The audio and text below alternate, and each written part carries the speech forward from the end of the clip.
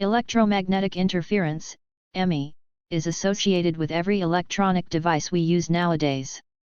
If you turn on your radio set and TV simultaneously, you will experience the noisy disturbance from TV interfering with the radio signal and vice versa.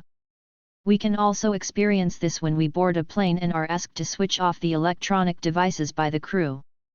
This is to avoid interference of mobile and electronic device signals with the plane's navigational signals. This is the reason why EMI/EMC study and analysis is important.